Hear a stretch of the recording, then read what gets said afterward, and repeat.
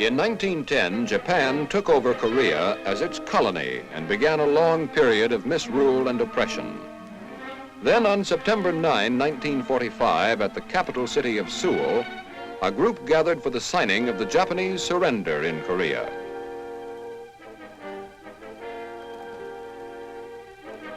The Japanese governor and his military representatives were brought in. After a short address by the commander of the American Occupation Forces, Lieutenant General John R. Hodge, the surrender instruments were formally signed.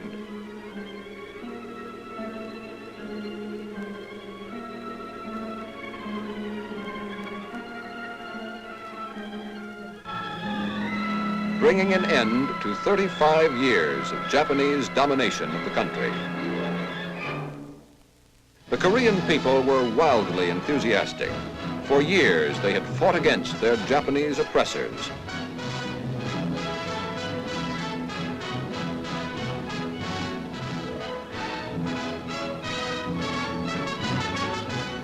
A symbol of freedom flying on their soil was inspiring. However, the development toward a free, united Korea has been hindered by an artificial boundary at the 38th parallel. The establishment of this parallel was a purely military decision reached in consultation between American and Soviet military leaders at the time when it was necessary to decide who was to accept the surrender of the Japanese in different parts of Korea. The boundary separated Russian and American troops and was supposedly only temporary. Disarmament in South Korea took place systematically under supervision of the American 6th, 7th, and 40th Divisions.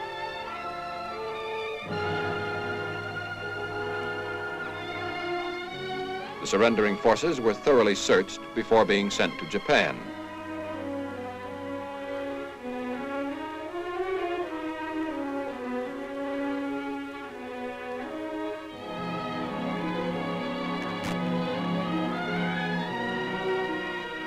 By early 1946, the United States had sent almost 750,000 Japanese soldiers, government workers, and civilians to their homeland.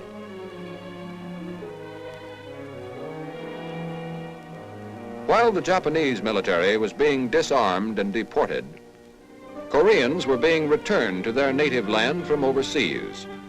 During the war, 2 million Koreans had been taken to Japan and forced to aid the military program. As rapidly as possible, ships brought them home to begin their lives once more. Korean men had been drafted into the Japanese army while their families had been used as slave labor.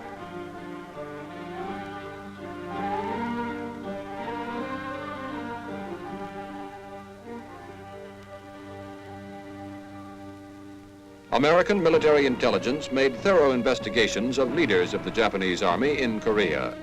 Japanese forces were not merely stationed in this country, they completely dominated the lives of Koreans. The police power in Korea was Japanese. The rulers of government were Japanese. Our major objective today in Korea is the establishment of a sound government. Since the United States and Russia in joint commission have thus far been unable to reach agreement on the uniting of the northern and southern zones, the United States has made clear an intention to carry out its pledges to Korea in the southern zone. Until a stable government can be set up, the United States is seeing through a program of training in self-government similar to that formerly administered in the Philippine Islands.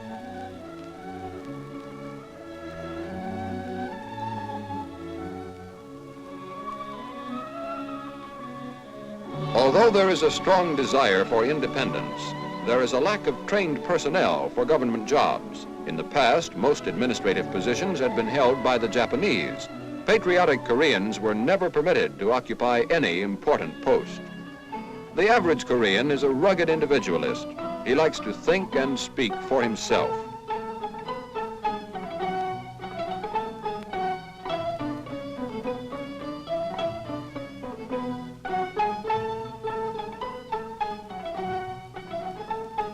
Today, in the southern zone, all people have the right to assemble peaceably and express their viewpoints.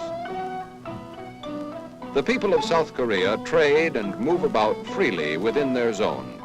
But unfortunately, the 38th parallel originally a military expedient, has become a barrier preventing normal activities within the entire country. For a while, there was little communication between the two zones. After several months, mail was exchanged for the first time.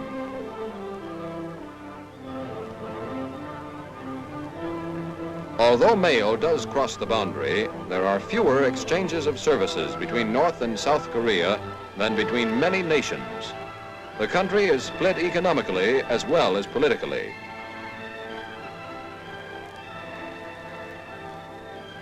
In this first exchange, 1,601 bags of mail were sent to North Korea from the southern zone.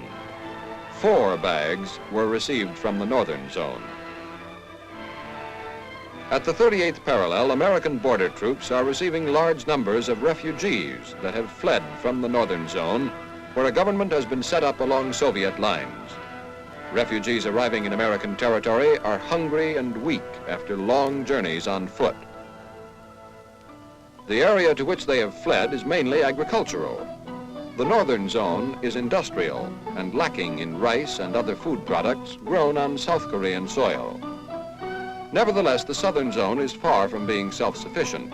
It has depended in the past upon the north for hydroelectric power, coal, and fertilizer.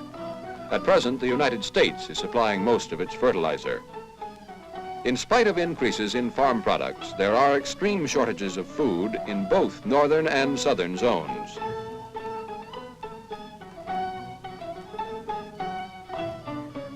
Because Korean rice is planted by hand, the land produces more rice per acre than American rice fields.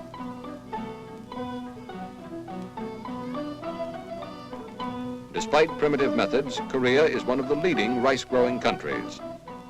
This is the first time in 40 years that Koreans have had complete control over their own crops. Formerly, Japan took large amounts of Korean rice for its own use, while rationing very small quantities to the Koreans. Now, this staple of the Oriental diet is kept within the country for home consumption.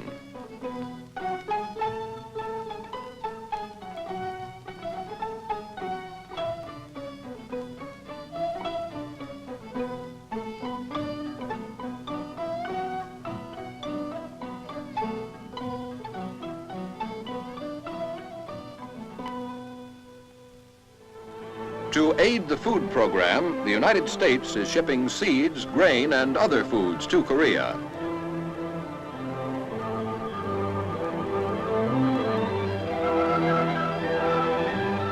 Besides food, vast amounts of medical supplies and other urgent necessities for life and health have been provided by the United States government.